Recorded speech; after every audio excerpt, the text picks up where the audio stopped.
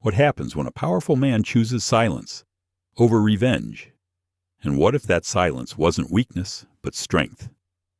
He sat quietly in seat 3A, calm, respectful, almost invisible to the crew. He didn't complain. He didn't raise his voice. All he asked for was a bottle of water, and even that was denied. But who was this man? Why did his quiet presence make the entire airline tremble just days later? And how did one Latina flight attendant watching from afar become the spark that changed everything? This isn't just a story about water. It's a story about dignity, about what happens when the system looks the other way, until someone refuses to let it. What would you do if your silence could shake an empire? Get ready for a true emotional journey set 30,000 feet above the ground, where justice didn't come loud. It came with grace.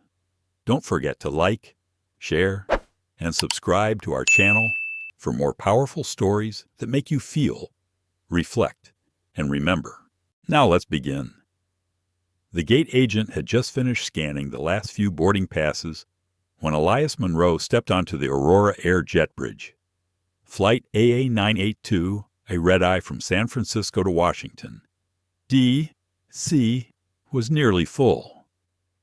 The soft overhead music blended with the muted shuffle of first-class passengers adjusting luggage and slipping into wide leather seats. Elias moved with quiet efficiency. Black hoodie, dark jeans, worn leather duffel bag slung over his shoulder. His shoes, comfortable black-on-black Nikes, were polished but lived in. He carried himself with calm presence, the kind earned through experience, not the kind that needed to be announced. The flight attendant at the door smiled brightly at the couple ahead of him. "Welcome aboard, Mr. and Mrs. Lander Champagne, already waiting at your seats." Her tone was cheerful, professional, almost flirtatious. When Elias reached her, her smile stiffened. "3A?" she asked, not checking his boarding pass, just scanning his clothes. Her voice cooled. He nodded. "That's first row. Window," she said curtly. "No welcome aboard." No warmth, just the facts. He offered a polite nod and continued down the aisle. Courtney Pierce had been a flight attendant with Aurora Air for 11 years. She prided herself on her efficiency, her composure, and the polished image she projected to passengers. First class was her territory. It was where she felt she belonged. And she liked knowing who did and who didn't. From her peripheral glance, the man in the hoodie didn't fit her usual first-class profile. She guessed he'd used points, maybe got bumped up. That would explain it. She didn't dwell on it long, not consciously. Elias placed his duffel in the overhead bin, slid into seat 3A, and tucked his laptop bag under the seat in front of him. He leaned back and exhaled slowly, letting the pressurized air of the cabin settle into his lungs. Across the aisle in 3C, Kevin Landers glanced over with mild curiosity. White hair, neatly parted, tailored navy blazer, and a copy of the Financial Times tucked under one arm. He gave a polite nod. Elias returned it with quiet composure. The cabin was warm, comfortable, but his throat still felt dry. The conference had gone longer than expected. Back-to-back panels, a keynote that had drawn standing ovations. He hadn't had time to eat. He hadn't even taken off his mic before grabbing a car to the airport. Courtney moved down the aisle, offering pre-takeoff drinks with robotic precision. To the couple in 1A and 1B, a flute of champagne. To the young man in 2D, a whiskey on the rocks. Then she reached 3C. Mr. Landers. She beamed. "Would you like something before takeoff?" Kevin smiled. "Just sparkling water." "Thank you." She nodded, returned with it in seconds, then moved on. Ellis waited. She never looked at him. Maybe she missed him. Maybe she was busy.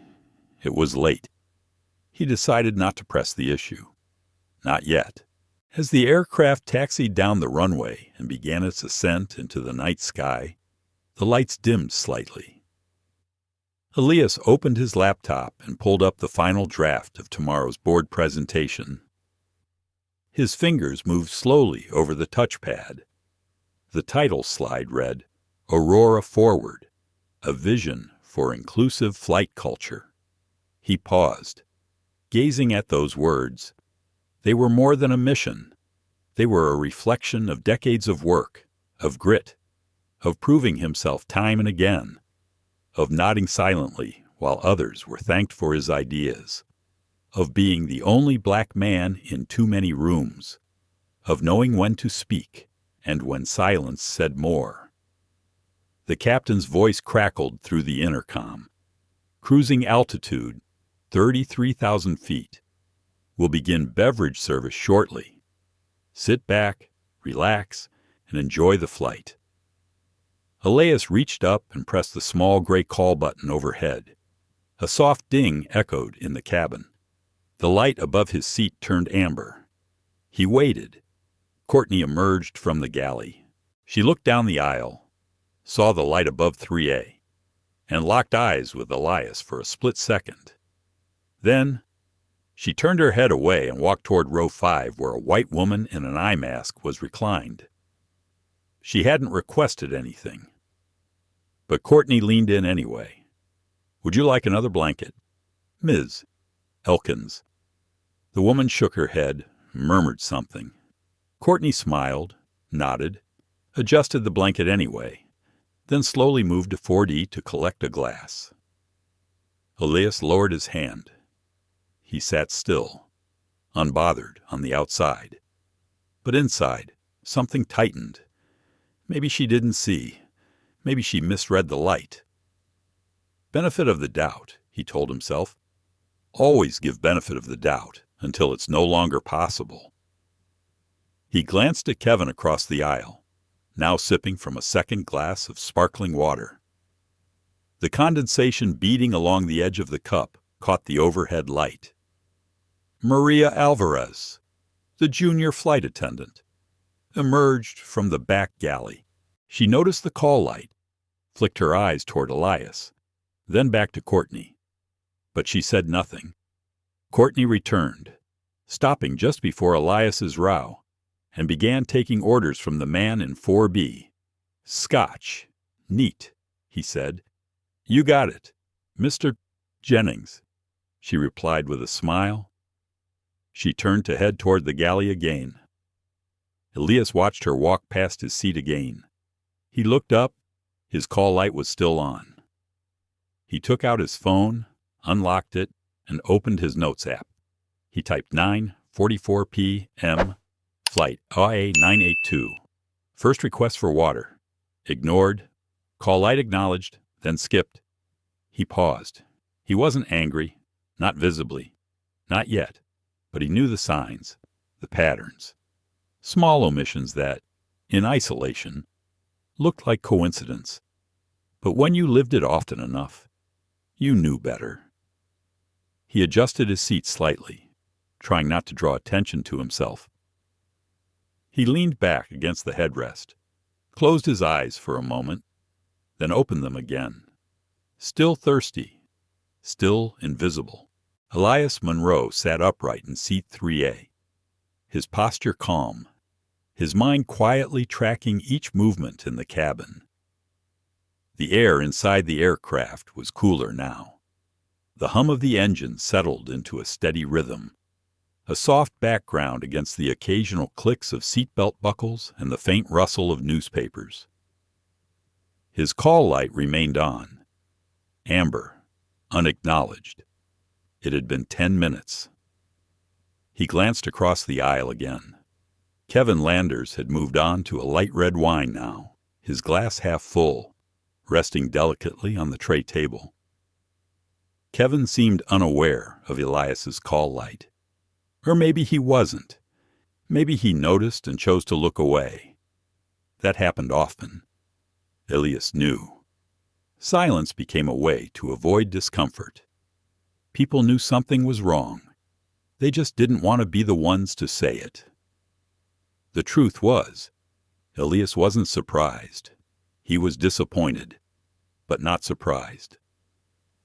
He had spent his life preparing for moments like these, moments when patience felt like pressure, pressing in on your ribs, when the choice between speaking up and staying silent could shift how you were labeled for years. Angry, aggressive, difficult. He took a breath and released it slowly through his nose. There had been a time, in his 20s, when he would have called Courtney out directly, demanded better service, named the bias. That version of himself still lived inside him, but over the years, he'd refined the method. He learned how to gather receipts, to document, to stay poised while holding the weight of injustice in his chest. He reached up and pressed the call button again. The light blinked off, then on again. Another ping, soft, unobtrusive, impossible to miss. This time Maria Alvarez, the younger flight attendant, emerged from the rear galley. She scanned the cabin, her eyes catching on the blinking light above Elias's seat. She hesitated for a second, then began moving forward. But Courtney intercepted her near the galley divider. "I've got first class," Courtney said lightly, blocking Maria's path with a tray of glasses. Maria opened her mouth to speak, then paused. Seat 30 pressed his call button. Twice. Courtney's smile didn't fade. "I'll get to it. He can wait. Mr. Landers wanted a refill first." Maria stepped aside, reluctant but respectful of the chain of command. Courtney proceeded down the aisle with casual grace. She leaned into Kevin's row. "Another glass. Mr. Landers," she asked warmly. Kevin looked slightly puzzled. "Actually, I think I'm good. Thank you." He glanced briefly toward Elias, then quickly turned away. Courtney nodded and returned to the galley. Not a single glance in Elias's direction, not even a flicker. Elias opened his phone again and added to the note, 10:03 p.m. Second request made. Call light ignored again. Other passengers served without prompt. He reread the line slowly before locking his screen and setting the phone on his tray. From his window seat, the night sky outside stretched into endless black, broken only by occasional clusters of city lights far below. It was a view he'd grown used to over decades of business travel. And yet tonight, something about the altitude felt heavier.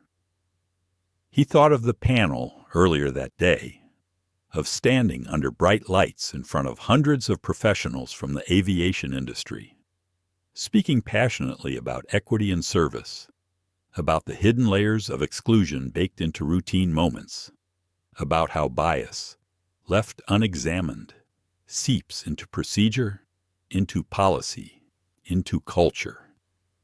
He had ended the keynote with a question that still echoed in his mind. If you were a passenger on your own airline, would you feel seen? Now here he was, 33,000 feet in the air, unseen. The irony wasn't lost on him. Courtney returned to first class, moving briskly now as she gathered empty glasses and offered refills. She stopped at seat 4B, where a younger man in a crisp blazer asked for bourbon. She smiled and joked with him, bending slightly to laugh at something he said. Elias watched, observed, noted. When she passed his row again, he gently raised his hand. "Excuse me," he said calmly, his voice low but clear.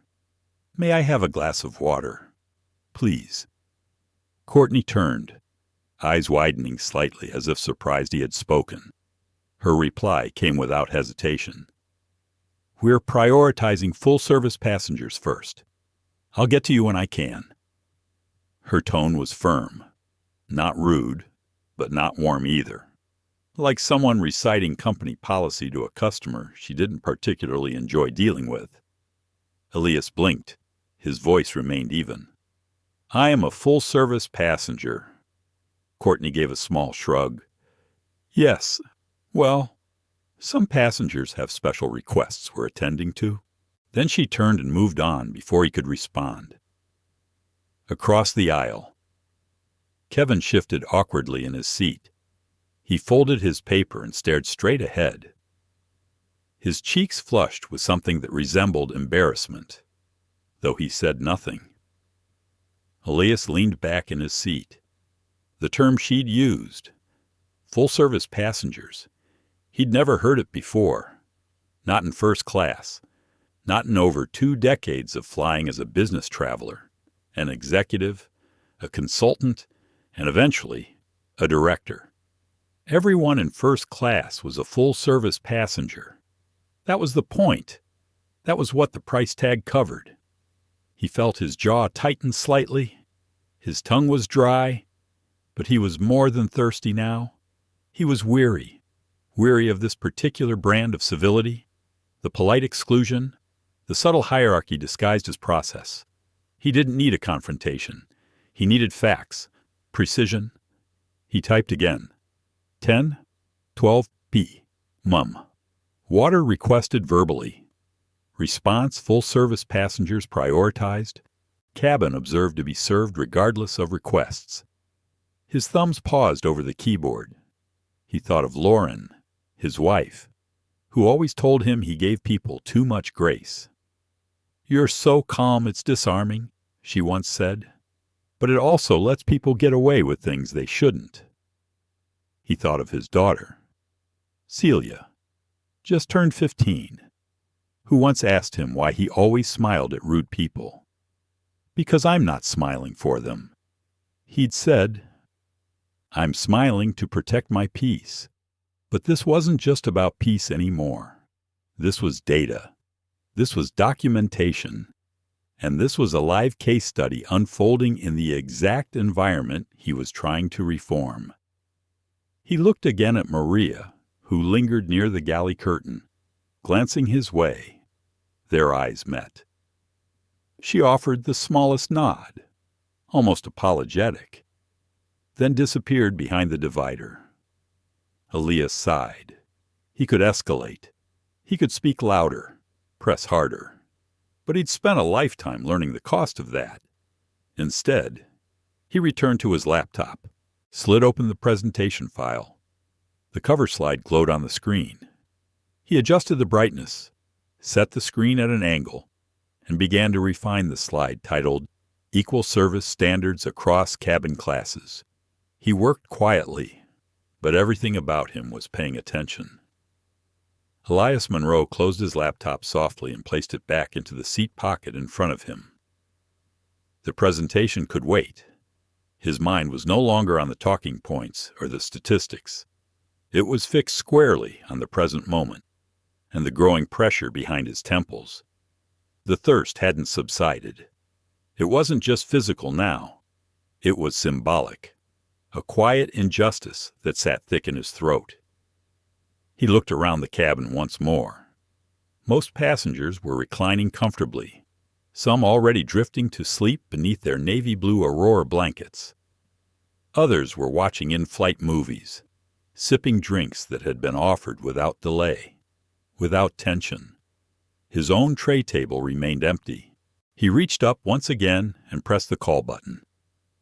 The soft ding chimed like a polite request into the silence. He watched the amber light above his seat flicker to life. He waited.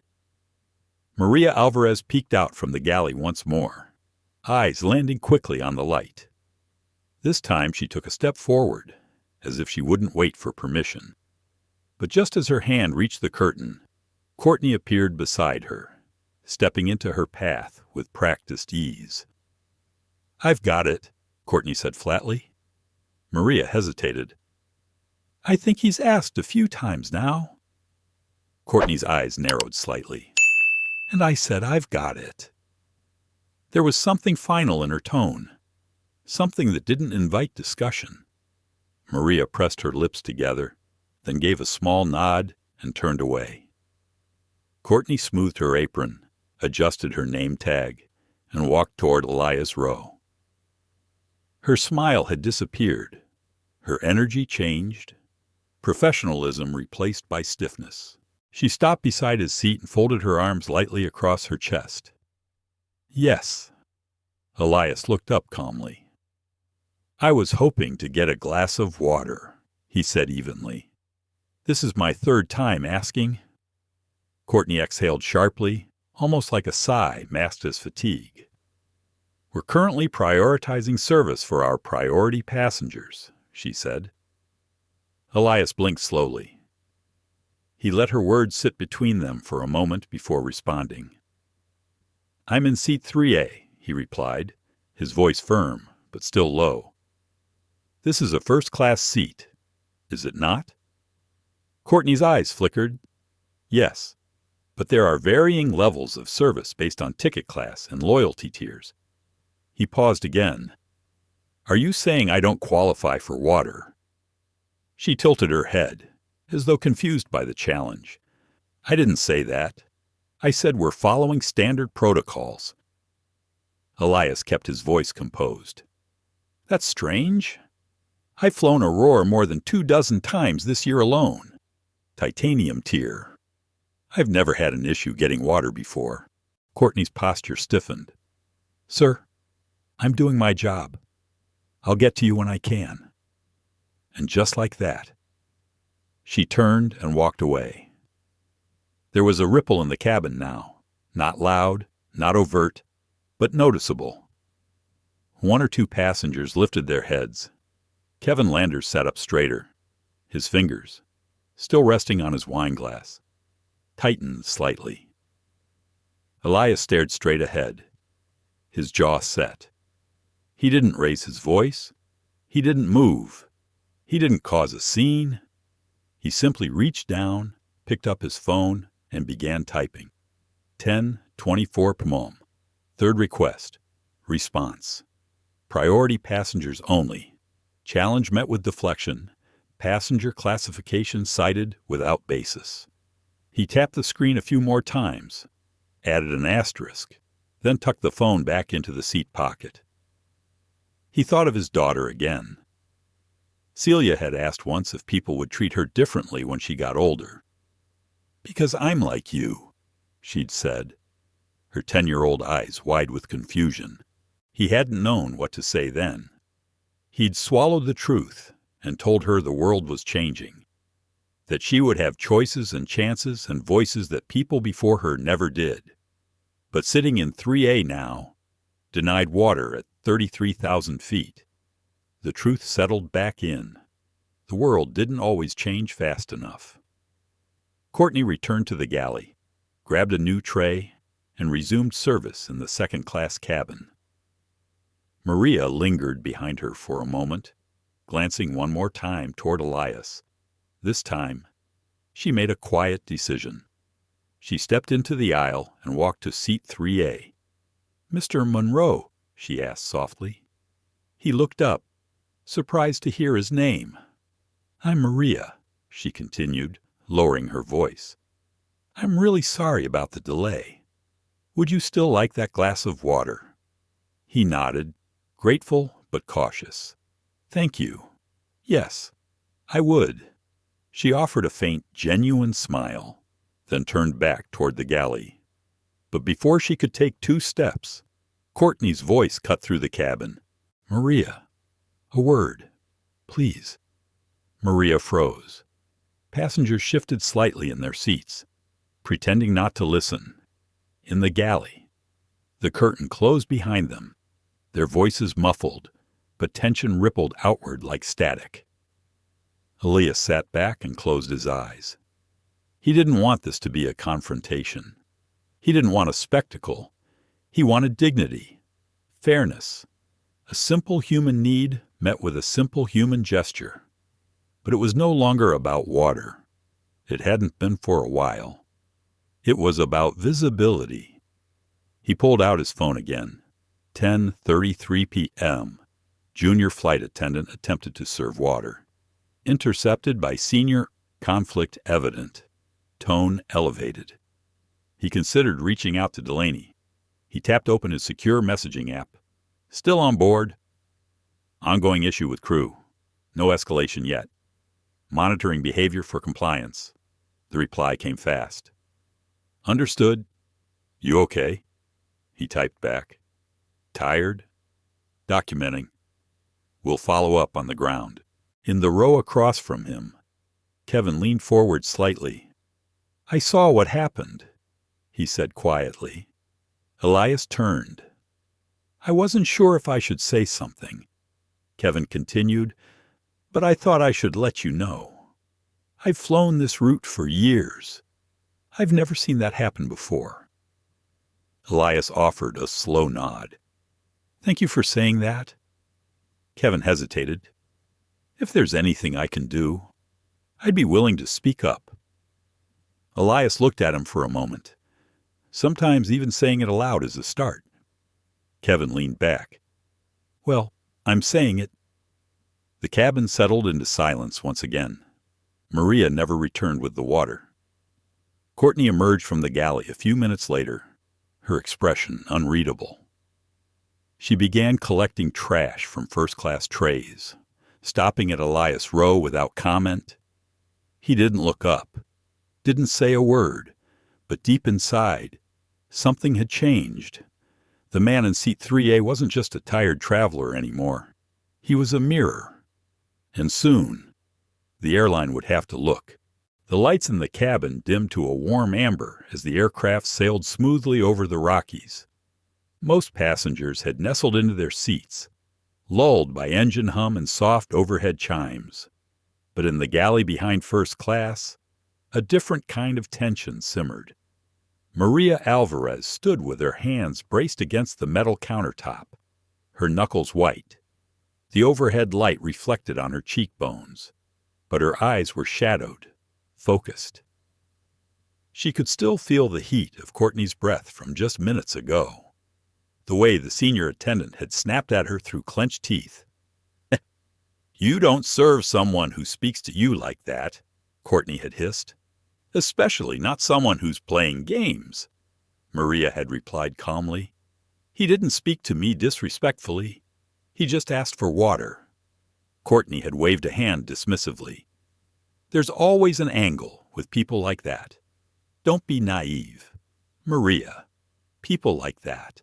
The words had landed like a slap, and Maria couldn't stop hearing them. She had grown up in a household that taught respect, that taught to look people in the eye, to never ignore someone in need, no matter who they were.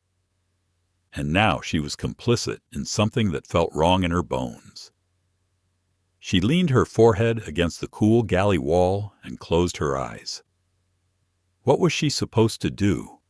Courtney had seniority. She wrote the performance reviews. She controlled the rotation schedules. Speaking up could cost Maria more than just a few uncomfortable flights. It could stall her entire future with the airline. She had worked hard to get here, but her gut wouldn't quiet. Out in the cabin, Elias sat still in his seat, head tilted slightly, as if listening to something far off. His hands were clasped together in his lap, calm as always. But Maria saw something in his eyes that had stuck with her since they met. Not anger, not pride, something deeper, disappointment. As the aircraft continued eastward, Courtney resumed moving through the cabin, now with a pot of coffee in hand, pouring refills and offering sugar with affected grace. She skipped 3A entirely, not even pretending to acknowledge him. Elias didn't flinch. He made no move. He watched her go by like someone watching a scene he'd seen 1,000 times before, because he had. He took out his phone again, the screen lighting his face softly. 10:55 p.m.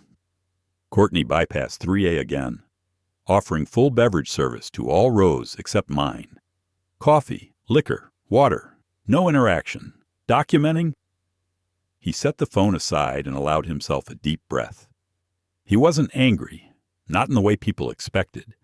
He was used to being ignored, used to watching the world rearrange itself around him, offering comfort to some and cold protocol to others, but being used to it didn't make it right. He could feel the tension building, slow and steady, like the tightening of a drum skin. He'd seen this kind of thing play out before, and he knew that soon something would crack.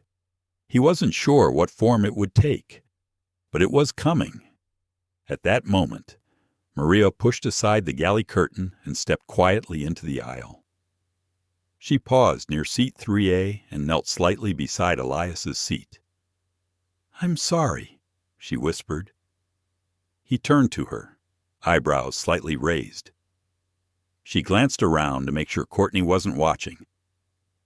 "I wasn't supposed to," she said softly, "but I brought this for you." From behind her apron, she pulled a sealed glass water bottle and a cup with ice. Elias's throat tightened, not from thirst now, but from the unexpected weight of dignity being returned. "Thank you," he said gently. She poured the water into the cup and handed it to him. "I shouldn't have had to wait this long," he added, but his tone wasn't accusing. Maria nodded. "You're right. I didn't know what to do, but I knew this wasn't right." Their eyes met for a moment. "I'll make sure it's documented," Elias said. Maria looked down. "Ashamed. It is. I have notes too. I'll add mine to yours if needed." He nodded once.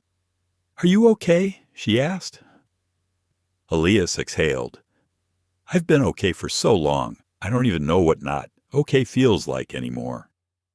Maria stood quietly, unsure how to respond, but her presence, the water in his hand, the acknowledgement it was enough, for now. As she moved back to the galley, Courtney passed her, coffee pot still in hand. "Where have you been?" Courtney asked sharply. Maria straightened her shoulders. "Helping a passenger." Courtney narrowed her eyes. Which one? Maria hesitated, then answered. 3A. Courtney's lips thinned. "Of course you did." She moved past her without another word, steam rising from the pot in her hand, like a warning. "In seat 3A." Elias took a sip of the water, letting it rest on his tongue before swallowing. It was cold, crisp, unremarkable, but to him, in that moment, it felt like something sacred. The man across from him, Kevin Landers, leaned in again. "I saw her bring it," he said. "That other attendant, that was brave of her." Elias gave a small smile. "Yes, it was." "You thinking of filing a complaint?" Kevin asked. Elias looked down at the cup in his hand. "Something stronger." Kevin raised an eyebrow. "Stronger?" Elias nodded. "I'm not just a passenger." Kevin chuckled. "No offense, but you look like one." "I should," Elias replied calmly. "But I also serve on the executive board of this airline. Aurora Air." Kevin's mouth fell slightly open. Elias continued. "I came back from D.C. after speaking on inclusive policy standards for in-flight service. I'm scheduled to meet with the board in less than 8 hours. Kevin sat back, stunned. "Well, then I hope she's ready for what's coming." Elias didn't answer. He didn't need to, because Courtney Pierce's quiet collapse had already begun, and when the plane touched down, the ground would shift beneath more than just the runway. The overhead lights dimmed further as the passengers began settling into a post-dinner hush.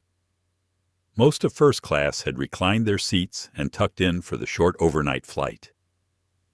The quiet hum of jet engines mingled with the occasional clink of a spoon or a cough from the back. Elias Monroe sat upright, not sleeping. He rarely slept on planes, especially not when his mind was carrying the weight of everything that had happened so far.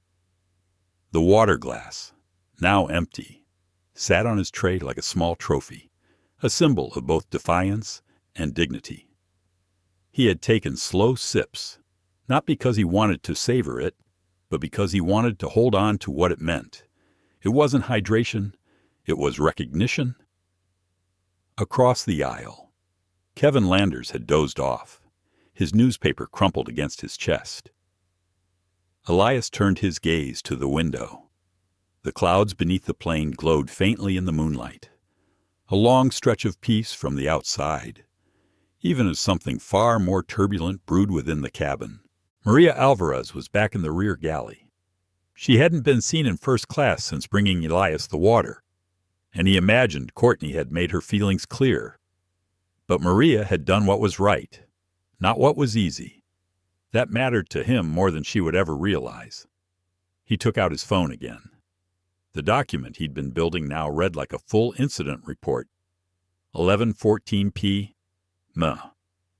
Water provided by Junior Attendant Maria Alvarez after repeated denials by Senior Attendant Courtney Pierce. Witnesses in cabin observed.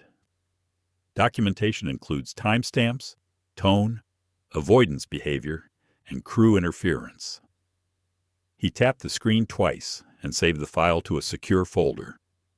Then he opened another app, a secure internal platform for Aurora Air board members. He didn't post anything. Not yet. But he hovered over the button that would log an in-flight service incident flagged for review. He paused. Was he ready to press it? He wasn't here to fire anyone.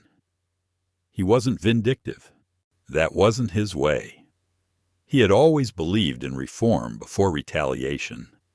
But something about tonight felt different. This wasn't just a bad service experience. It was a pattern. A thread that tugged on something much larger, and it had played out in the very cabin that was supposed to reflect the company's highest standards. He slid his phone into his jacket pocket and leaned his head back. Then came the voice. Courtney. She approached his row again. No tray in hand, no smile. Just folded arms and tight lips. Mr. Monroe, she said, with the faintest tension around his name. I understand you've been documenting this flight. Elias slowly opened his eyes and turned to her. That's correct. Her tone changed slightly, still cold, but trying for composed. I'd like to remind you that recording crew behavior without context can violate company policy. He tilted his head slightly. Is that your interpretation, or is that Aurora's? She faltered. It's my understanding based on training. Elias stayed silent for a beat before responding. Well, I helped write that training. Courtney blinked. He continued. And nowhere in our handbook does it state that documenting lived experience, particularly when a crew member is neglecting their duties, is a violation of any kind. She didn't respond, Elias added. In fact, we encourage feedback, real, honest feedback, not just from customers, but from staff who witness lapses in our values. Courtney shifted. Her posture stiffened again. If you had a problem with me, you could have said something earlier. I did, Elias said evenly, 3 times, quietly, politely. You chose not to respond. A pause. The silence between them pressed like altitude. Courtney lowered her voice. Look, maybe I misread the situation. But you came in wearing a hoodie, no briefcase, no suit. Most of our priority flyers. She stopped herself, but it was too late. Elias nodded slowly. I see. It wasn't meant personally, she added quickly. I just assumed that's the problem, he said gently, but firmly. Assumptions don't belong in service. Not here. Not in first class. Not at 30,000 feet. Not when they cost people their dignity. Courtney swallowed hard. I didn't mean to offend. Elias didn't blink. But you did. She shifted her weight, now visibly uncomfortable. So what happens now? Elias looked around. The cabin was still quiet, but eyes were on them now, half watching behind lowered screens and half-closed shades. That depends, he said, his voice never rising, on whether you continue to deflect or reflect. Courtney said nothing. I'll be filing a report when we land, he added, not just about the water, but about the tone, the pattern, the choices made when you thought no one important was watching. A flicker of something crossed her face. Panic, maybe, or realization. You're a director, aren't you? Elias simply met her eyes. Courtney stepped back.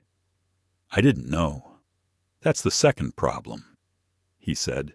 You treat people based on who you think they are, and when you're wrong, you scramble.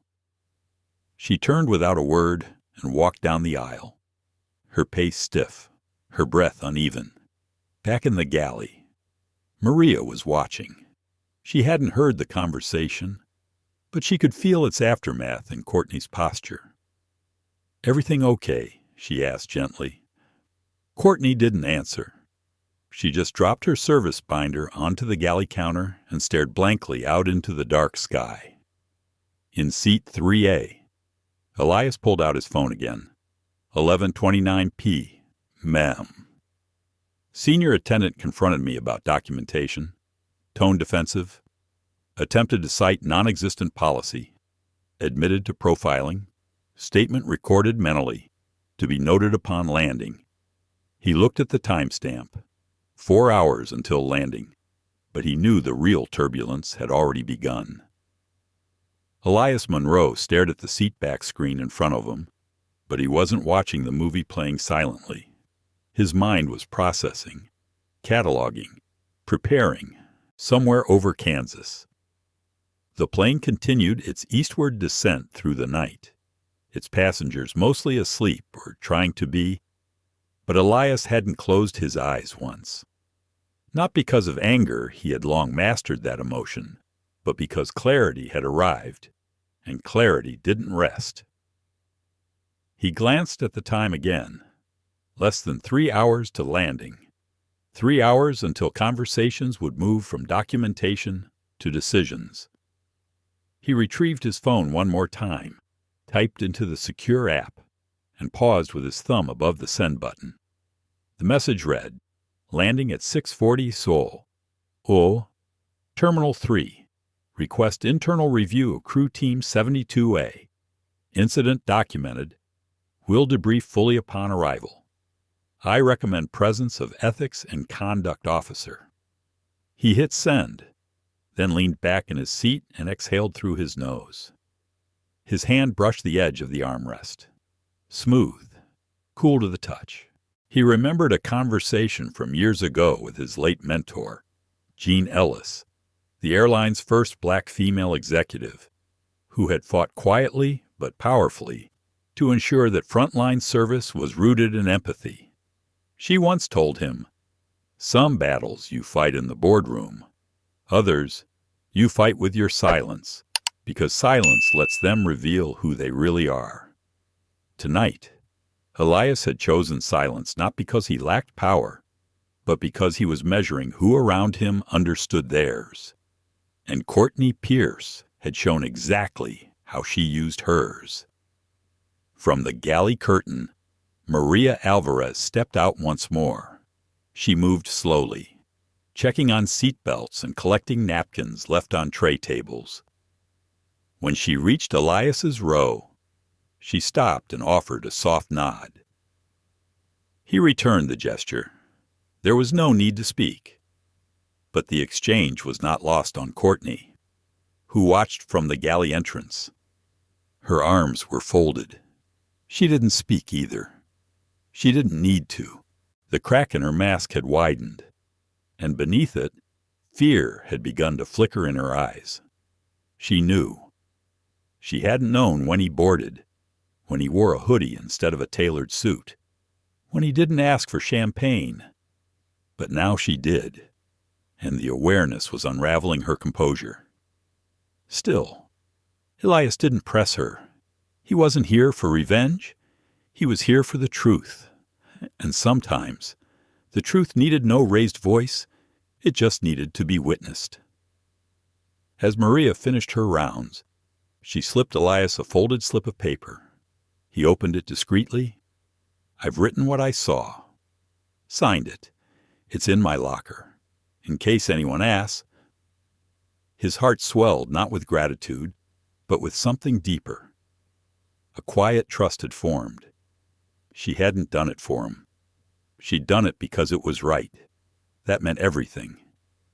Meanwhile, Kevin Landers, now wide awake, turned to Elias again. "I was thinking," he said quietly. "I've got friends at the Tribune. If you ever want to go public, well, I think people would care about this." Elias gave a faint smile. "I'm not looking for headlines." Kevin tilted his head. "Maybe not. But what about change?" Elias looked out the window. "I want this company to reflect its values," he said. "That's it." Kevin was silent for a moment. Then he nodded. "Well, I believe you'll make that happen. You don't seem like a man who lets things slide." "No," Elias said quietly. "But I also don't believe in fire, just for the sake of smoke." Maria returned to the galley, her hands trembling slightly. She wiped them on her apron, then stood with her back against the wall. Her heart was pounding. She had never defied a senior attendant before, not like this. But something about Elias reminded her of her father. The dignity, the self-control, the eyes that saw everything but didn't demand attention. He made it easy to do the right thing. Courtney, still standing in the corner, suddenly turned to her. "Did you write something?" she asked flatly. Maria froze. Well, Courtney stepped closer. "I saw you pass him a note." "What was it?" Maria straightened. "That's not your concern." "Are you siding with him?" Courtney asked, eyes narrowing. "I'm siding with the truth," Maria replied. Courtney leaned in, her voice dropping to a whisper. "You have no idea what kind of trouble this could bring. You're new. You don't want to be flagged as a problem." Maria didn't waver. "Then maybe the problem needs to be flagged." Courtney stared at her like she was a stranger. "This could cost you." Maria looked her dead in the eye. "Then it'll cost me. But not doing anything costs more." The moment lingered. Courtney stepped back like she'd been slapped. The curtain fell between them again, up front. Elias watched the entire exchange unfold silently. He didn't need to hear the words. The posture said enough. Maria had just stepped into her own storm, and she stood, without flinching. That was the kind of ally the system needed. Not the loudest in the room, the clearest. As the captain's voice crackled through the intercom, passengers stirred in their seats.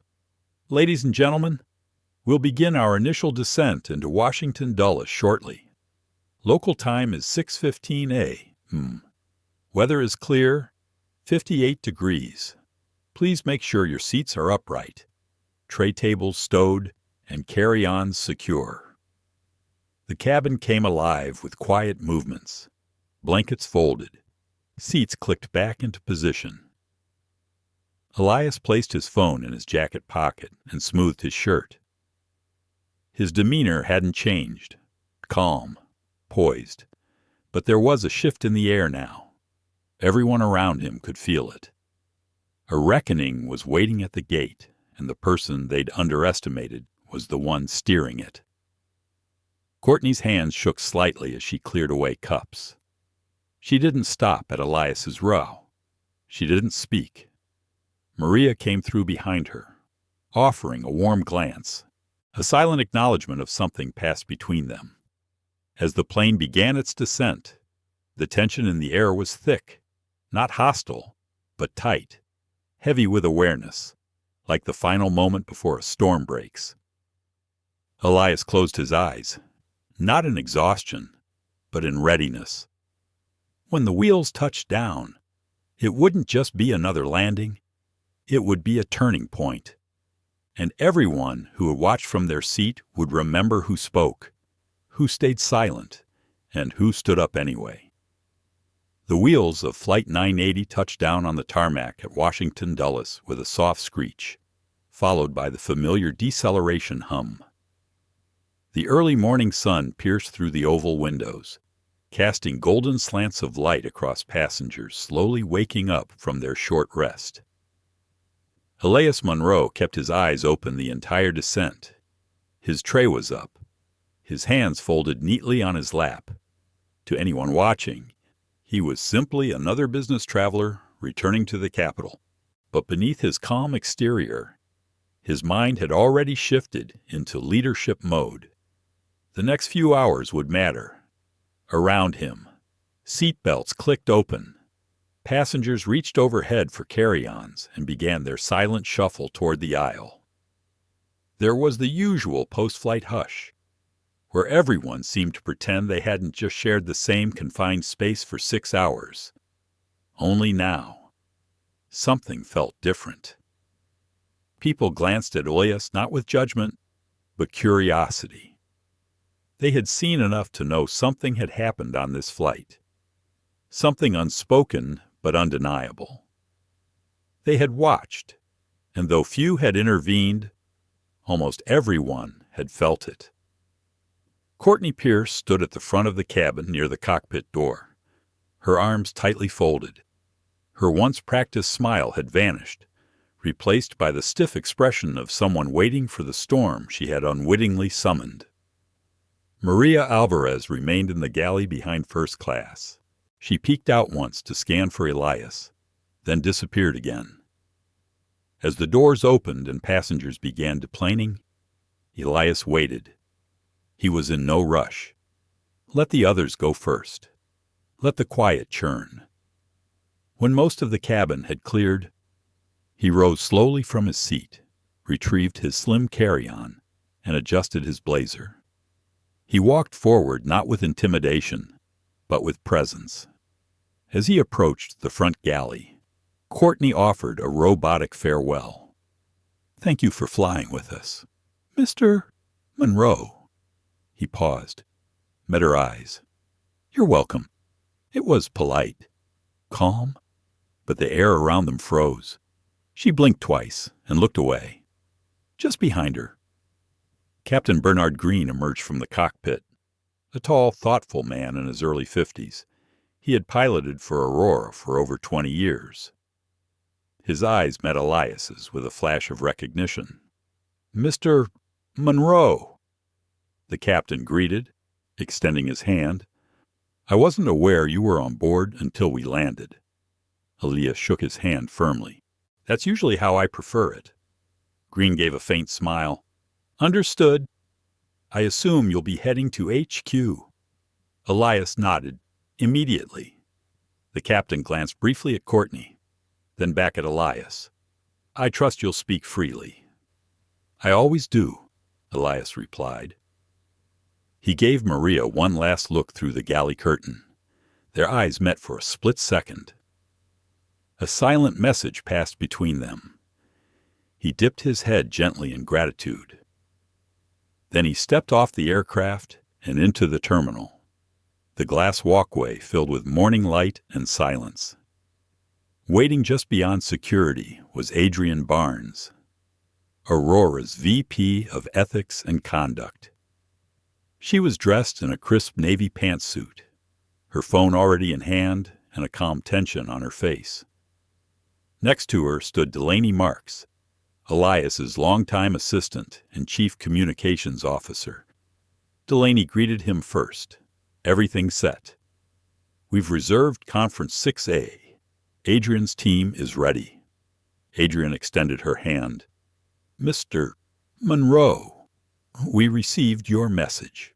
Would you like to debrief immediately or after reviewing the footage?" "Immediately," Elias replied. "Footage can wait."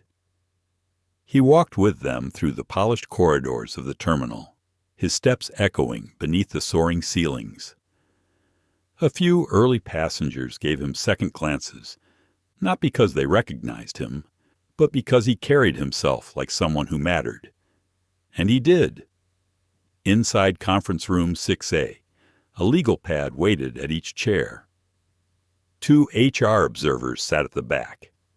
A folder labeled Flight 980, Crew Review, sat at the center of the table. Elias didn't sit.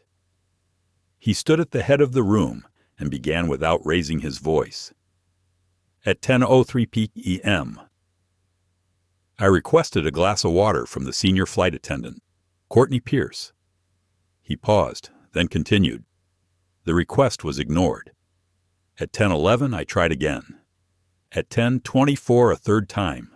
Each request was dismissed or deflected. At no point was the denial rooted in policy. It was personal. It was profiling. Delaney scribbled notes. Adrian kept her gaze steady. Junior attendant Maria Alvarez eventually brought me water at 10:33.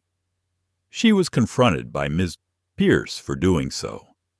I have documented notes with timestamps. Witness statements can be obtained. The behavior of Ms. Pierce was not only inappropriate, it was incompatible with the values we claim to hold. He let the silence settle. Adrian leaned forward. Do you believe it was racially motivated? Elias didn't answer immediately. He considered his words. I believe it was rooted in bias. Whether racial, economic, or based on perceived importance, I cannot say exactly. But I know it wasn't service-driven. It was power-driven. One of the HR officers shifted in his seat. Adrian asked, Do you wish to initiate a formal investigation? I already have, Elias said. This meeting is documentation of that. I will be writing a full report today. In addition, I request Ms. Alvarez be protected from retaliation. Her integrity deserves support. Delaney nodded. We'll ensure it. Adrian's voice softened slightly. What outcome are you seeking? Elias? He let the question hang in the air. Then, without anger, he said, accountability. He finally took a seat, back on the aircraft. Courtney had just finished her post-flight cleanup. She avoided Maria's gaze entirely. Her hands moved mechanically, but her thoughts were elsewhere. She had seen the captain's handshake. She had seen the shift in the air around Elias. She knew what was coming. For the first time in her long career, she felt the certainty that her behavior was no longer hidden. Maria finished her report quietly, tucked it into an envelope, and handed it directly to the ground supervisor with trembling hands. Outside the jet bridge, Kevin Landers stood leaning against a pillar, watching the terminal bustle with early travelers. He wasn't sure why he had stayed. Maybe because he felt guilty. Maybe because he wanted to see justice play out, even if just a small slice of it. When Elias passed through on his way out of the secured zone, Kevin stepped forward. You going to be okay? He asked. Elias nodded. Always. Just know if anyone ever asks, I'll confirm everything I saw. Elias gave a faint, grateful smile. Thank you. Kevin, that matters. Then he turned toward the exit. He didn't look back at the plane. He didn't need to, because from here on out, the real flight was just beginning. Elias Monroe stepped out of the terminal into the morning light, a soft wind brushing the lapels of his blazer. The Capitol skyline peeked over the horizon, pale and steady. He inhaled slowly, letting the chilled air steady his thoughts. His phone buzzed in his pocket, and he already knew what it was. A news alert. He didn't reach for it, not yet. Let it circulate. Let the pressure build. The moment he left the airport, the real flight began one through layers of policy, perception, and public reaction. At 7:28 a.m., Aurora Air's legal department sent an internal memo titled Incident on Flight 980, pending review. It was marked urgent. By 8:13 a.m., the employee Slack channels buzzed with speculation. By 9:02 a.m., someone leaked part of Maria Alvarez's report to a reporter at The Current. a small but fast-growing digital news outlet with a reputation for exposing corporate malpractice. And by 10:37, Elias's name was trending on social media, though no official story had confirmed the incident. The title of the trending topic said everything black airline director allegedly denied water on his own flight. At the corporate headquarters of Aurora Air, located just outside Arlington, the boardroom blinds were half open, letting in pale strips of light that landed on silent executives. Elias sat at the head of the table, his shoulders relaxed, hands folded. Adrienne Barnes, VP of Ethics and Conduct, stood at the front beside a whiteboard. Behind her were printed timelines, notes from witness interviews, and a copy of Aurora's in-flight service policy. 3 confirmed passenger statements. All of them describe the same pattern: visible avoidance, inconsistency in tone, and selective service. The behavior is not only a violation of protocol, it reveals an issue of profiling. Someone at the table shifted uncomfortably. One board member, George Pennington, cleared his throat. Before we move too fast, is it possible there was a misunderstanding? Was she overworked, fatigued? These red eyes, or Adrienne didn't flinch. She had time to serve all other passengers in Elias's section 3 times. She poured coffee for 3 rows behind him, but she skipped 3A repeatedly. George exhaled, glancing at Elias, but Elias didn't meet his gaze. He remained focused on the reports before him. Delaney Marks leaned forward. The real question isn't whether she's guilty. It's whether the culture allowed her to think she could get away with it, Adrienne added. This isn't about one bad flight. This is about patterns.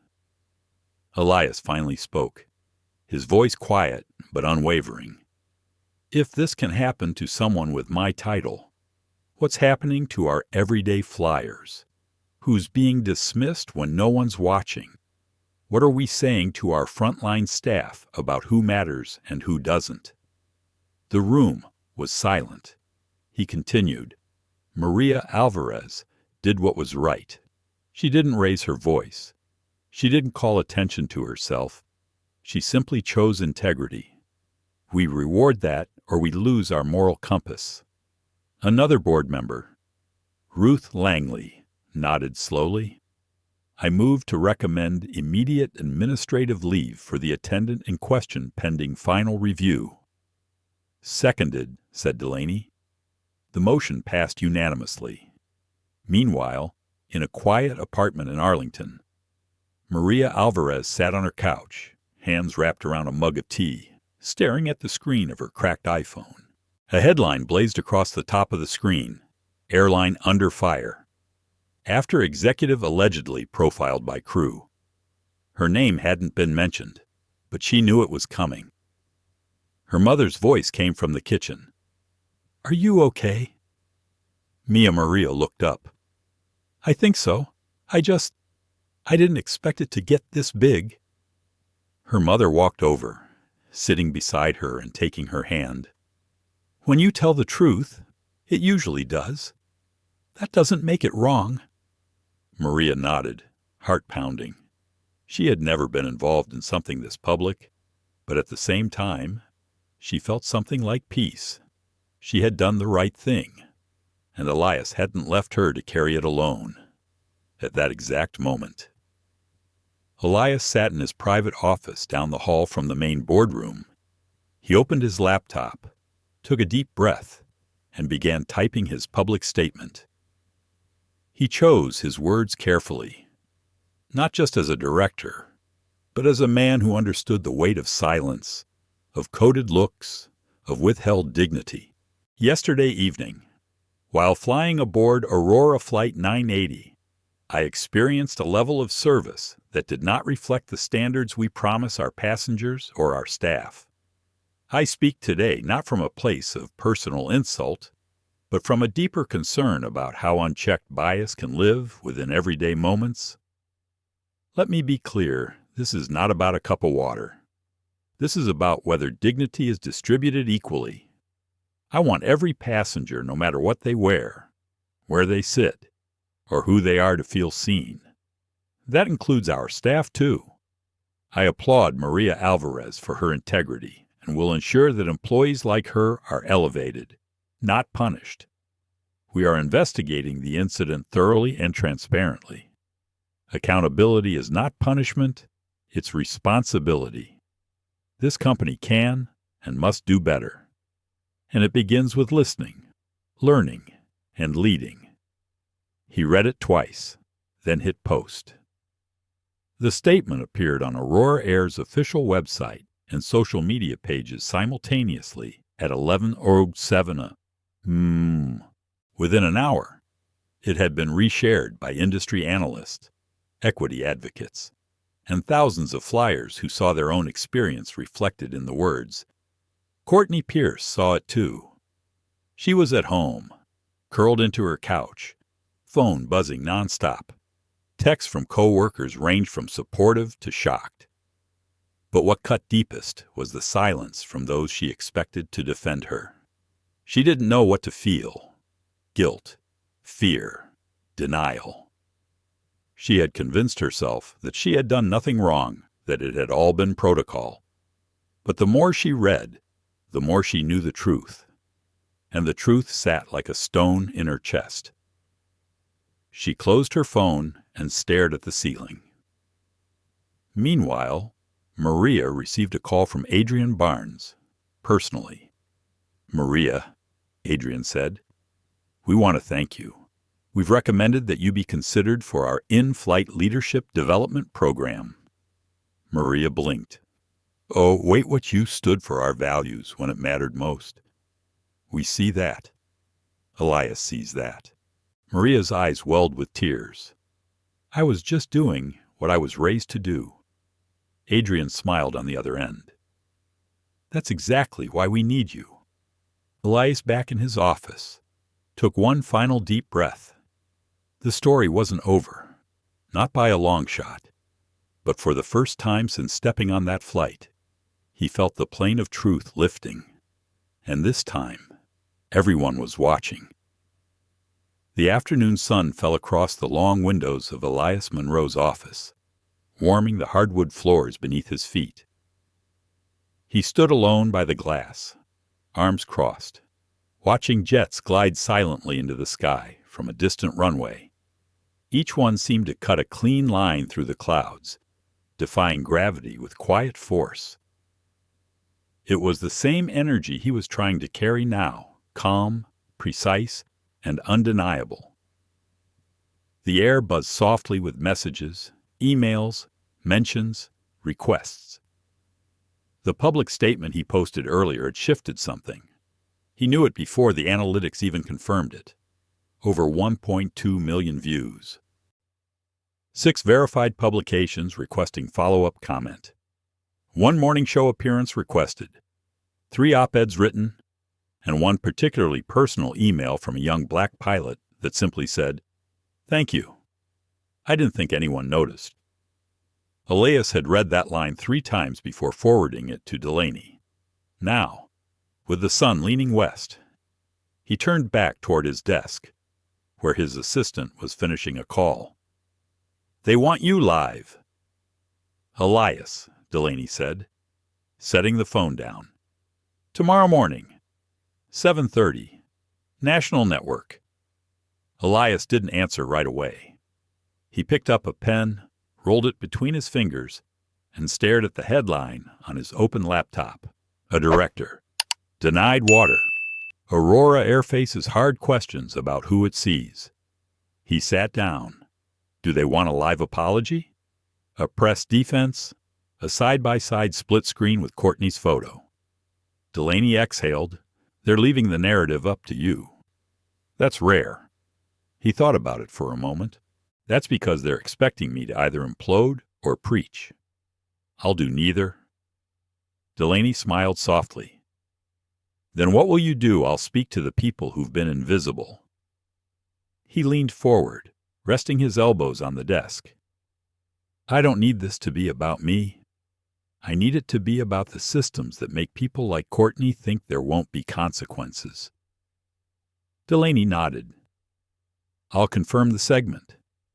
You'll have 5 minutes, possibly 7 if they drop their weather teaser. Elias gave a dry chuckle. The weather can wait. As she left the room, he remained still. But something stirred inside. A question. One he had been carrying quietly since the moment he boarded Flight 980. Did I hesitate too long? He hadn't raised his voice. He hadn't called the captain. He hadn't demanded answers at 30,000 feet. He had waited, watched, documented, and now, as the moment ballooned into headlines, interviews, and public debates, he felt the weight of both pride and responsibility. Was his calm mistaken for silence? Was his restraint interpreted as complicity? Or was this the only way the truth could rise without being crushed by defensiveness? He closed his eyes and let the stillness answer for him. No. He had chosen the long game. The one that doesn't just punish a person, but challenges a system. And systems don't bend through shouting. They bend through light. That night, Maria Alvarez sat at her kitchen table, rereading Elias's public statement again. She highlighted the sentence that struck her the most: dignity must be distributed equally. She whispered it aloud to herself, then wrote it on a post-it and stuck it to her fridge. Across town, Courtney Pierce was reading the same sentence, though her reaction was different. She was pacing. Her living room looked like a storm had moved through. Blankets tossed, dishes untouched, wine glass half empty on the counter. She had turned off the TV hours ago, couldn't bear to see her name on the ticker again. Courtney didn't know what stung more, the backlash or the silence from the airline. No calls, no warnings, just a message from HR. We'll be in touch regarding your administrative leave. She'd never been written up before. 15 years of flying, promotions, awards, now, all of it hung in limbo. And worst of all, she wasn't sure she had ever seen it coming. The way she spoke to Ellis had felt normal, controlled, procedural. But now she was asking herself the question she had avoided her entire life. Had it been normal? Because no one had ever called her out. She looked in the mirror. Really looked. Her reflection didn't offer answers, only the weight of unexamined choices. The following morning, the studio lights were cool against Elias's skin as he sat across from the host of one of America's most watched morning shows. The set was calm, trimmed in navy and gold, with soft ambient music playing during commercial transitions. The host smiled politely as they returned from break. Joining us now is Elias Monroe, Executive Director at Aurora Air. Mr. Monroe, thank you for being here. Thank you for having me. We understand you were involved in a recent incident aboard your own airline, one that sparked national attention. Can you walk us through what happened? Elias nodded. Certainly. I boarded a red-eye flight, wearing simple clothes, no entourage. I was tired like everyone else. I requested water 3 times. Each time I was ignored. Other passengers in the same section were served. Eventually, a junior attendant stepped in. What mattered most to me wasn't the drink. It was what the silence told me. The host leaned forward. And what did it tell you? That my presence didn't register as important. That I didn't look like someone who deserved basic service. And that concerns me not just as a passenger, but as someone responsible for ensuring our company serves everyone with equal care. A beat of silence passed. Some people are asking, the host continued, why you didn't speak up during the flight.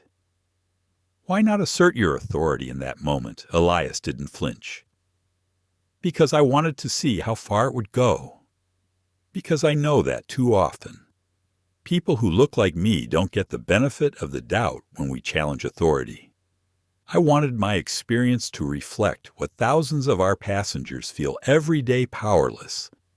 And what now, she asked. What should accountability look like? Elias's eyes held steady. Accountability means more than firing one person. It means examining training, incentives, oversight. It means listening to the quiet stories, promoting people who act with integrity. And yes, it may mean difficult conversations, but discomfort is the first step of growth. The host smiled again, genuinely this time. Well, thank you. Mr. Monroe, your clarity is powerful. Elias nodded softly. I'm not here to punish. I'm here to change what allowed it. As the segment closed and the camera lights dimmed, Delaney approached from backstage, her phone already buzzing with alerts. 3 more requests just came in, she said, and Maria Alvarez has officially accepted the leadership training offer. Elias exhaled slowly. Good. That's the future I want to see. But just as they stepped into the hallway, a call came through that changed the momentum entirely. Delaney answered, paused, then handed the phone to Elias. It's the chairman, she whispered. He's worried. There's pressure coming from an unexpected place. Elias raised an eyebrow and took the phone. Elias here. The voice on the other end was crisp. Older. Powerful. We need to talk, the chairman said. Something's about to drop. Not about you. About our culture audit from last year. It didn't stay buried. Elias stopped walking. A second wave was coming, and this one might sweep the entire airline off balance. Elias Monroe held the phone to his ear in the empty corridor behind the studio. The walls, once quiet and clean, now echoed with a different energy. The chairman's voice was low and clipped, the kind of tone you only heard when decades of secrecy were cracking at the seams. I'll say this plainly. Elias, someone leaked the results of last year's internal culture audit, the one the board shelved. Elias leaned against the wall, gripping the edge of the corridor's trim. You mean the audit your office blocked from public release? A pause. We didn't block it.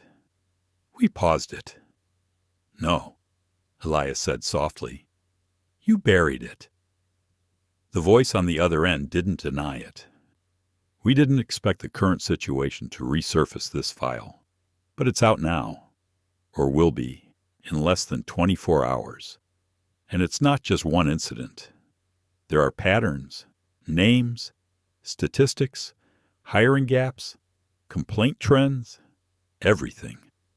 Elias's eyes narrowed. Everything you didn't want to face. This could sink us.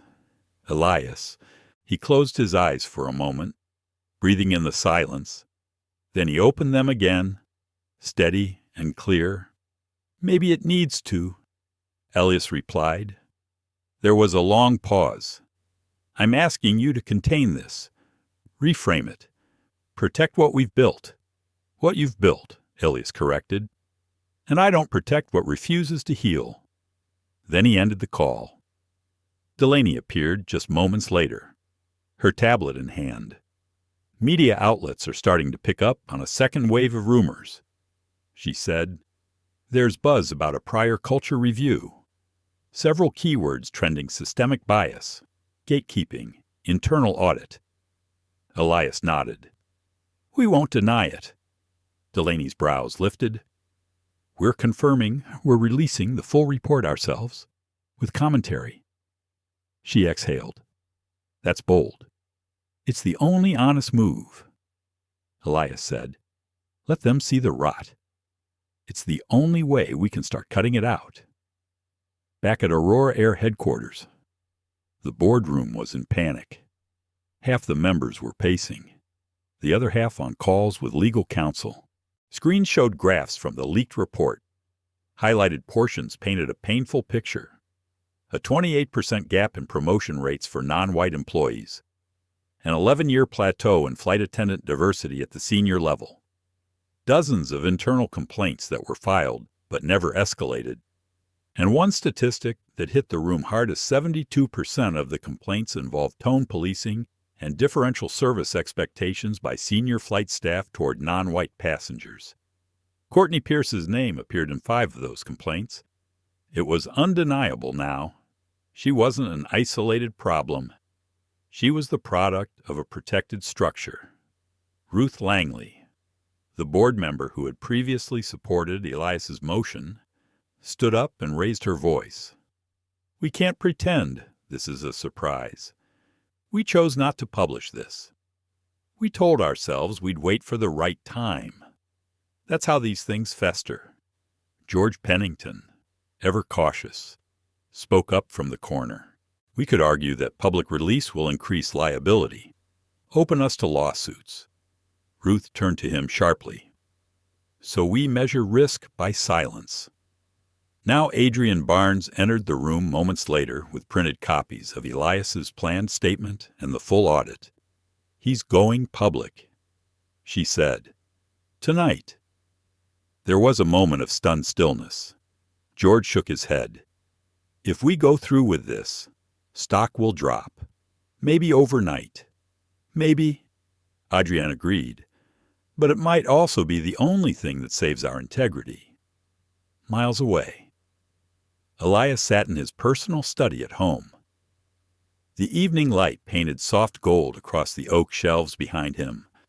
His wife, Lauren Monroe, watched him quietly from the doorway, holding a cup of tea. "You look like your father right now," she said softly. He smiled faintly, not turning, serious or stubborn both. She walked over and sat beside him, handing him the tea. "You've always known this day would come," she said. "Not just the moment you'd confront it, but the moment you'd expose it. I just didn't expect it to feel this heavy." Lauren rested her hand on his. "Justice always does. You carry what others couldn't." Elias looked at her then, deeply. "There's a storm coming. Lauren, I'm not sure how much of it I can control." "Then don't control it. Guide it." He nodded slowly. Her faith in him had always been a lighthouse in murky waters. He stood and walked to his desk. The document was already open, a statement unlike any the airline had ever issued. He didn't ask for permission. He didn't wait for spin. He wrote with clarity and conviction. "To our customers, our staff, and our communities. Aurora Air has fallen short not just in isolated moments, but in ways that reveal deeper structural flaws. Last year, an internal audit was conducted to assess fairness, inclusion, and dignity across our ranks. The results were difficult, and we chose not to share them. That choice was wrong. Today, we are releasing that audit publicly, not as an act of exposure, but as an act of accountability. Transparency is the first step toward rebuilding trust. The issues identified in that audit are real, and they affect real people. We cannot allow any employee to carry their bias into the skies. Our passengers deserve better, and so do our staff. We will begin with 3 actions. 1. A third-party review of all customer service complaints filed in the last 5 years. 2. An immediate restructuring of our in-flight leadership criteria. 3. A new initiative to elevate frontline voices like that of Maria Alvarez, who showed what courage looks like in practice. We will be better, or we will not be at all. He clicked publish. Within minutes, the company website was flooded with traffic. Major news outlets broke the story by 7 p. mo, by 9 p. mom. Maria Alvarez's name began trending this time with praise, not speculation. Courtney Pierce sat alone in her dark apartment, staring at the TV, her face pale, her name, her actions, and now, her previous complaints. Everything was out there, She had thought it would blow over. But now, she realized it was just beginning. Her phone vibrated.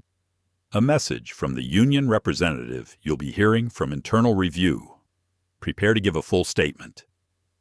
She set the phone down and looked at herself again in the window reflection. No makeup, no uniform, no script. Just a woman who was finally facing what she had allowed herself to become. Back at headquarters, Elias remained in the dim office long past midnight, watching as the storm moved through. But this time, he felt something new. Not fear, not regret. Resolve. He stood alone, watching the city lights blink in the distance. And for the first time since that flight, he knew this wasn't just about what had happened. It was about what could happen next. Courtney Pierce sat alone at a long rectangular table, the overhead lights casting a pale glow across the pale wood.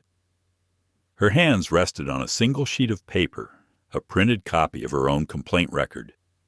5 prior incidents, 5 ignored warnings. Until now. Across from her sat Adrian Barnes, her expression unreadable. To Adrian's right was Malcolm Tate, the union-appointed mediator. And in the far corner, quiet and observant, sat Maria Alvarez. Maria had asked to be present, not to speak, just to listen, and the board had allowed it. Courtney's voice cracked the stillness. "Is this a termination hearing?" Adrian shook her head. "This is an accountability hearing.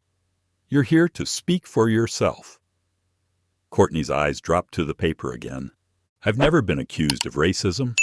I've worked 15 years without issue." Adrian folded her hands. "You've had 5 filed complaints, 3 verbal warnings, and you dismissed them all. They were misunderstandings." Maria's voice spoke quietly from the corner. Were they Courtney's eyes flicked to her? "Excuse me." Maria sat forward slightly. Her voice remained soft but steady. "I was there. I watched you ignore Elias 3 times. I watched the discomfort on his face, the way he sat there silently. You served every other row, but you didn't see him." Courtney shook her head. He didn't say anything. Maria's gaze didn't falter. He shouldn't have to. Courtney's voice rose slightly. "I was tired. I had been flying back-to-back shifts. I didn't mean anything by it." Adrian leaned in. "Intentions aren't the standard here. Impact is." The room was quiet for a long moment. Then Adrian spoke again. "Courtney, you are not on trial for your whole life, but you are being asked to acknowledge your role in something bigger. Your actions became the match that lit a much larger fire. You may not have meant harm, but you represented a system that allows people to be unseen." Courtney swallowed hard. "I didn't think I was capable of that." "That," Adrian said gently, "is part of the problem." The hearing adjourned 30 minutes later.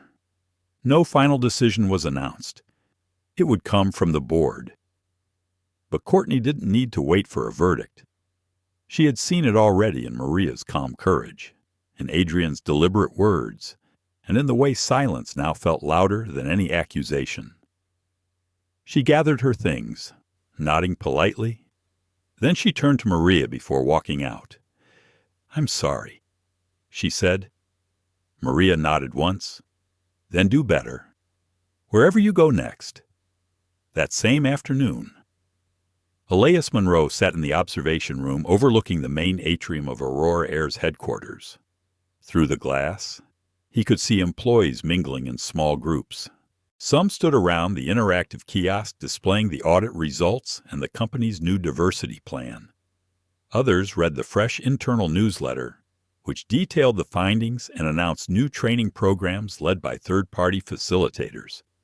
But one small group in the corner caught his eye. It was Maria. She was standing beside a small poster board that read Frontline Voices. Her smile was quiet, almost shy. but her eyes glowed with something deeper earned respect. Delaney stepped into the room beside him, holding a copy of that same newsletter. "She's staying." "You know," Delaney said. "Maria. She accepted the leadership track offer." Elias nodded. "I'm not surprised. The sky needs more like her." Delaney looked at him. "And what about you? After all this, are you staying?" He was silent for a moment, watching the employees below. "I didn't come here to play politics," he said. "I came to build something that doesn't hide its flaws but faces them head on." She nodded. "The board's asking for a full cultural restructure. They want your input." "I'll give them more than input," he said. "I'll give them a new blueprint."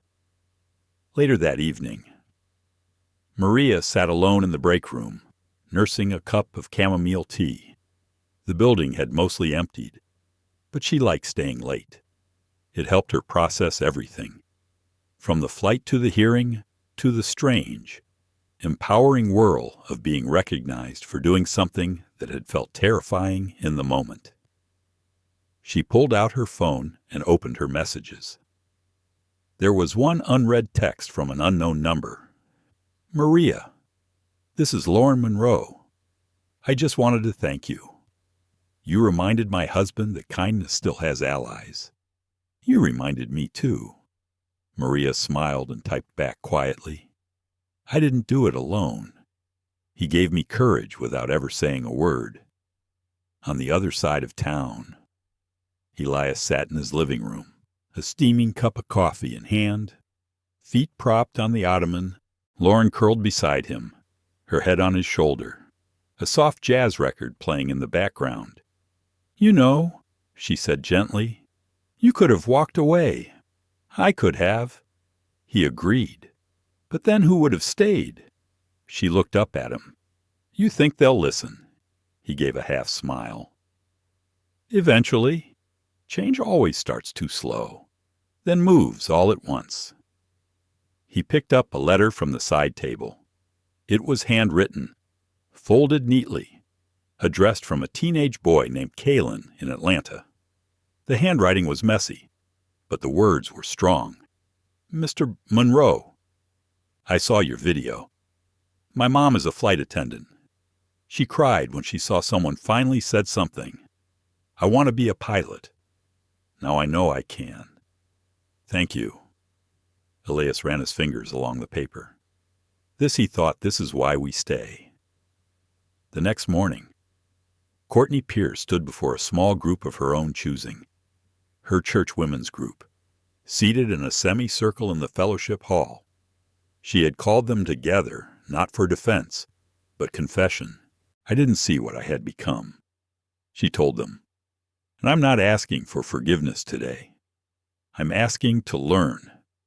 I failed someone, not with my voice, but with my silence, with my absence of recognition." The women listened, quiet and warm.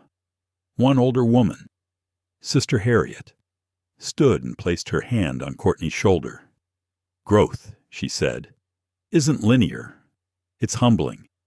But if you're still here, it means there's still work to do."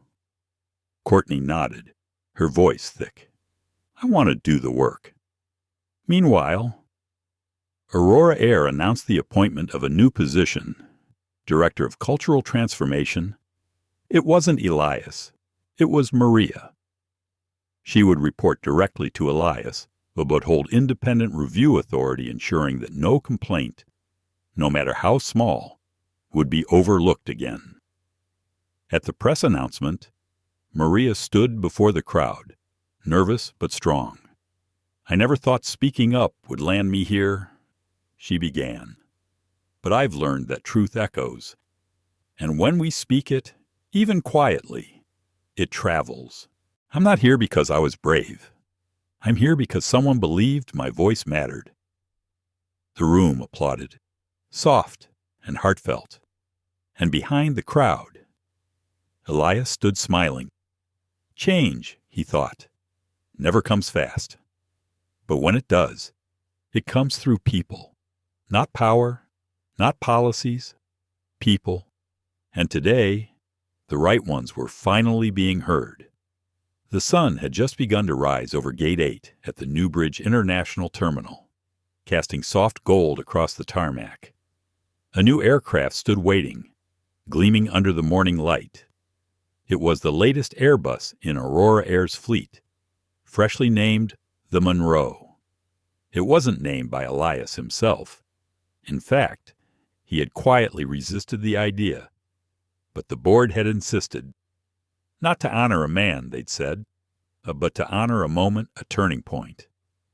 Today, the airline was hosting its first symbolic equity flight, a short journey from Newbridge to Boston, only 90 minutes in the air, but decades ahead in meaning.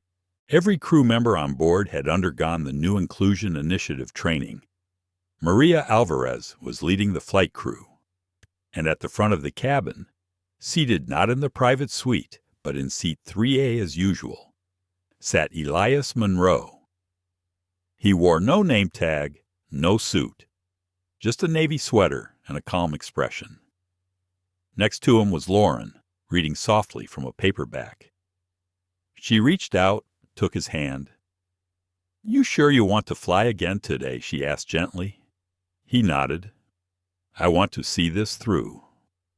As passengers began to board, Maria stood at the front of the cabin with practiced poise. Her new uniform bore a small silver pin, a pair of wings wrapped around an olive branch. It was the symbol of Aurora's new frontline leadership team. Passengers smiled at her. Some gave her a knowing nod. One young woman whispered, "Thank you for what you did." Maria smiled, not in pride, but in recognition. She had become a mirror of what could be possible when someone simply acted with heart. At the gate, Courtney Pierce stood in civilian clothes, holding a gift bag. She had not been rehired, but she had asked to meet Maria before the flight. When Maria stepped out to greet her, there was an awkward silence between them. The echoes of all that had passed still hung in the air. Courtney extended the gift. "I know this doesn't fix anything," she said, "but I wanted you to have it." Maria opened the small bag. Inside was a journal handbound, its cover embossed with the words, "Listen first." "I've started therapy," Courtney said, "and I'm volunteering with the Travelers Assistance Group. I still have work to do, but I'm not hiding from it anymore." Maria looked her in the eye. "That matters." They shared a brief, quiet moment, not closure, but something like it. Back on the plane, Elias received a notification on his phone. The company's new diversity scorecard live and public was trending positively. More than 80% of staff had opted into the first phase of inclusion training. Complaints were now reviewed by a new tri-council, composed of peer representatives, a DEI consultant, and a rotating ethics officer. Accountability had become structure. As the engines powered up and the aircraft rolled toward the runway, Elias looked out the window. He wasn't thinking about the speech he would give in Boston. He wasn't thinking about the coverage. He was thinking about his father, who used to build model planes on their kitchen table when Elias was a boy. His father had never flown. He worked the rail yards his entire life. But he always told Elias, "You'll fly, son. You'll go higher than I ever could." And now, here Elias sat not just in a plane, but inside a movement that might one day make air travel feel human. Just whole. The flight lifted into the sky with smooth ease. In the cabin, Maria walked down the aisle, pausing at each row, speaking not just with professionalism, but with presence. She handed out waters with a small bow. When she reached 3A, she knelt slightly, offered a bottle, and whispered, "Mr. Monroe, it's good to serve you again." Elias accepted the water, smiled, and said softly, It's good to be seen." A quiet chuckle passed between them. In row 9, a young boy traveling alone watched the exchange closely. He had brown skin, a backpack shaped like a rocket ship, and headphones hanging from his neck. His name was Jalen, and it was his first time flying. Maria spotted him, knelt beside his seat, and said gently, "You doing okay, Captain?" He grinned. "This is the coolest thing ever." She nodded. "We're honored to have you on board." As she stood, Elias watched the moment, and his chest filled with something he hadn't felt in a long time. Hope. The descent into Boston was smooth. Passengers applauded lightly on landing, not just because of the flight, but because of what it stood for. Outside the jet bridge, a modest press crew waited, no flashbulbs, just calm curiosity. Elias walked out hand in hand with Lauren, flanked by Maria and Delaney. They approached the podium, where a small Aurora banner flapped in the breeze. Elias stepped up to speak, his voice clear and warm. 6 weeks ago, I boarded a flight as a tired man. I was denied water, but what I really felt was the denial of something deeper dignity. That moment, and the silence that surrounded it, became a turning point, not just for me, but for this company, and for how we think about presence, power, and perspective. Today, we flew again, but this time, every crew member had the tools to recognize what matters most. Not status, but humanity. This isn't about me.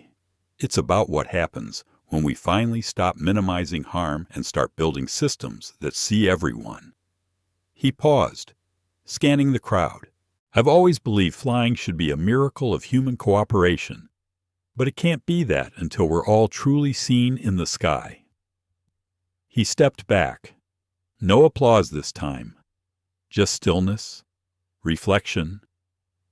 That afternoon, Elias returned to his office. The walls were lined with images from Aurora's past founding photos, maps, awards. But on the far wall, now framed in quiet dignity, was something new, a copy of the audit, signed, not hidden. He walked to the window and looked out at the tarmac again. Then he turned, picked up his phone, and dialed Maria. "You ready for the next step?" he asked. She laughed softly. "Already building the new crew guidelines." "Good," he said. "This is just the beginning." Later that evening, Jalen sat at home in his small bedroom. He had pinned his boarding pass to his wall. Beneath it, he wrote in bold black marker, "I want to be like her." And him. His mother peeked into the room and smiled, and thousands of feet above the earth, another Aurora air flight cut through the clouds, piloted by a woman of color, attended by a crew trained not just to serve, but to see. A new era had begun, one flight at a time. He never raised his voice. He never called her names. He simply stood up and held a mirror to everything the system refused to see. In the end, it wasn't just about a water bottle. It was about the quiet ways people are made to feel invisible. It was about how discrimination hides behind politeness, and how courage can come from those who simply refuse to look away. Maria didn't have a title, but she had integrity. And Elias, he didn't seek revenge. He sparked reform. This story reminds us justice doesn't always shout. Sometimes it whispers and still shakes the walls. To everyone who's ever felt dismissed, overlooked, or unseen, you are not invisible. You matter, and your voice, your presence can change the skies. If this story moved you, if it made you think, or feel, or pause, then we ask you to help share it. Like, share, and subscribe to our channel. Because the more we tell these stories, the more we challenge injustice, and the more we build a world where no one is left in silence again. See you in the next story.